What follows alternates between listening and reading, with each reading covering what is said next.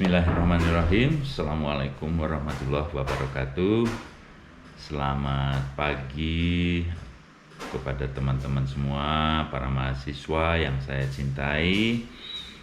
Kali ini kita akan membahas mengenai intervensi komunitas, ya.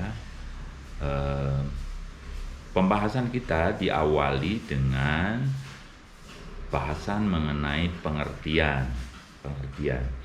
Sebelum membahas mengenai pengertian, kita menelusuri dalam berbagai literatur. Banyak istilah yang digunakan yang erat kaitannya atau sejenis dengan intervensi komunitas. Beberapa istilah tersebut antara lain yang pertama adalah praktek makro dalam pekerjaan sosial atau social work macro practice. Kemudian ada community work atau pekerjaan atau semacam tugas atau proses kemasyarakatan yang diarahkan kepada komunitas. Kemudian ada community intervention. Ini istilah lagi. Istilah ini yang kita gunakan di dalam mata kuliah kita. Kemudian ada istilah yang sering kali kita gunakan, yang sering Anda dengar, sering digunakan oleh mahasiswa di dalam menulis praktikum maupun skripsi, yaitu apa yang disebut dengan community organization, disingkat dengan CO, dan community development yang biasa disingkat dengan CD atau Komdev, gitu ya. Kemudian di awal-awal dulu sebelum angkatan Anda di Poltek Esos ini juga ada jurusan namanya jurusan pengembangan sosial masyarakat. Kurang lebih beragam konsep tersebut memiliki pengertian yang kurang lebih sama, ya. Dalam perbincangan praktek pekerjaan sosial, beragam konsep sejenis sering diungkap, ya. Intervensi komunitas juga dikenal dengan istilah intervensi makro sebagai salah satu metode dalam pekerjaan sosial. Jadi intervensi komunitas ini lebih kepada pekerjaan sosial. Kalau community development, community organization itu sebenarnya akarnya itu bukan di pekerjaan sosial, tetapi pekerjaan sosial meminjam atau mengadop istilah tersebut digunakan untuk menggambarkan intervensi yang diarahkan pada komunitas. Di Indonesia lebih dikenal dengan istilah pengorganisasian dan pengembangan masyarakat. Tapi di kampus kita lebih mengarah kepada apa yang menjadi core bisnisnya pekerja sosial, intervensi tingkat mikro, meso, dan makro. Pada tingkat mikro intinya adalah clinical social work practice, klinis, ya. Sedangkan di meso itu adalah pekerjaan sosial yang berkenaan yang melakukan intervensi kepada kelompok, terutama kelompok-kelompok kecil. Kemudian intervensi yang berikutnya adalah intervensi pada tataran makro. Nah, makro ini karena terlalu luas, maka kita untuk kali ini pembahasan kita kali ini lebih diarahkan pada tingkat komunitas, ya. Komunitas ini bagian dari praktek makro, karena makro itu bukan hanya komunitas. Nanti kita jelaskan di sesi-sesi berikutnya bahwa makro itu termasuk di dalamnya adalah social planning dan social policy, gitu ya. Dalam bahasa Inggris, bentuk intervensi ini juga sering disebut dengan community practice. Nah, jadi community intervention ini atau intervensi komunitas ini biasa disebut dengan community practice, dan ada pula yang menggunakan istilah community work, ya, terutama di negara-negara Eropa maupun Australia. Itu banyak menggunakan istilah work. Work ini lebih dipilih untuk menggambarkan istilah atau mengganti istilah intervention. Jadi intervensi di sini diganti menjadi work. Jadi community intervention diganti atau kurang lebih sama dengan community work. Ya. Pada hakikatnya kalau kita dalami lebih lanjut proses-proses yang dilakukannya, teknik-teknik yang dipilih, strategi yang digunakan dan seterusnya, memiliki kesamaan atau sulit sekali kita bedakan bagaimana community work itu, community intervention itu, macro practice, atau bahkan juga community development, community organization dan seterusnya.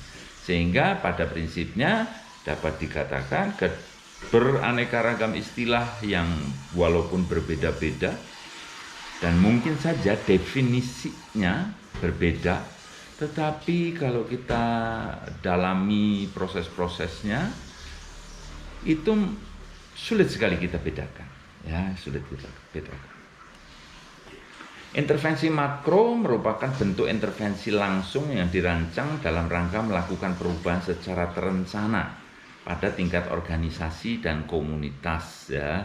Di sini ada organisasi, ada komunitas. Intervensinya dirancang secara langsung, ya, langsung kepada masyarakat, karena ada intervensi yang tidak langsung, nanti kita bahas berikutnya. Nah, di sini yang dikemukakan adalah intervensi langsung yang dirancang dalam rangka melakukan perubahan-perubahan secara terencana, ya, intervensi-intervensi yang dilakukan secara terencana dan sistematis yang diarahkan kepada tingkat organisasi dan komunitas. Namun pembicaraan kita batasi saja, tidak sampai kepada organisasi dalam arti formal organization, tetapi kita batasi saja community. Walaupun community itu komponennya ada yang memuat berupa local organization. Nah, gitu ya. Rothman dan Tropman menjelaskan 3 arena intervensi dalam pekerjaan sosial makro, yaitu komunitas, organisasi sosial, serta kelompok kecil dalam masyarakat. Ya, jelas ya, komunitas, organisasi sosial. Organisasi sosial itu juga bukan organisasi sosial seperti panti, seperti itu. Itu saya sebut sebagai formal institution, ya. Kalau di sini organisasi sosial yang saya maksud di sini adalah local organization atau organisasi lokal pada tingkat masyarakat lokal. Serta kelompok kecil yang ada di dalam masyarakat. Biasanya masyarakat itu memiliki kelompok-kelompok, ada kumpulan-kumpulan begitu ya, baik formal maupun non formal. Tetapi dia berakar dari masyarakat itu sendiri. Penulis lain ada yang menjelaskan bahwa arena intervensi dari praktek pekerjaan sosial makro termasuk dalamnya adalah intervensi pada tataran kebijakan. Ya, jadi termasuk di dalamnya selain community organization juga ada yang namanya social policy. Ahli lain ini, penulis lain ini, misalnya saya sebut saja Gilbert, Terrell, Johnson, Karger dan sebagainya. Itu 2010, 2009 sampai 2011. Oke. Jadi kalau kita simpulkan tadi, sulit sekali kita membedakan apa itu intervensi makro, apa itu community organization, apa itu community development, apa itu intervensi komunitas. Jadi sulit sekali kita bedakan. Pada prinsipnya pekerjaan sosial itu memberikan intervensi kepada pihak atau orang yang membutuhkan. Sedangkan orang yang membutuhkan itu pada tataran komunitas disebut sebagai intervensi makro. Kemudian lokus dari intervensi, kalau dilihat dari lokusnya, lokus itu area kerjanya, bidang kerjanya begitu ya. Kalau pekerjaan sosial klinis mikro itu mengarah kepada individu. Kemudian unit-unit analisisnya juga domestik. Domestik artinya keluarga inti, anak, hubungannya dengan keluarga, anak yang terkait dengan persoalan-persoalan masyarakat atau sekolah yang terkait juga dengan intervensi-intervensi yang ada di dalam keluarga. Kemudian juga pekerjaan sosial mikro ini mengarah kepada kelompok-kelompok kecil. Sama seperti makro juga ada kelompok-kelompok kecil, tetapi kelompok kecil yang ada di makro itu lebih kepada local group gitu ya. Local group atau kelompok-kelompok yang ada di dalam masyarakat, yang tumbuh dan berakar dari masyarakat itu sendiri. Sedangkan di dalam pekerjaan sosial klinis atau mikro itu kelompok-kelompok itu sengaja dibentuk oleh pekerja sosial, kaitannya dengan proses yang akan diberikan kepada klien. Itu tadi pekerjaan sosial mikro. Sedangkan pekerjaan sosial makro, lokusnya atau area intervensinya, yang pertama adalah komunitas, yang kedua adalah organisasi sosial lokal yang berakar dan tumbuh berasal dari masyarakat alamiah yang ada di dalam masyarakat. Kemudian yang ketiga adalah intervensi pada tataran kebijakan. Ya, jadi itu pembeda secara jelas antara beda pekerjaan sosial mikro dengan pekerjaan sosial makro.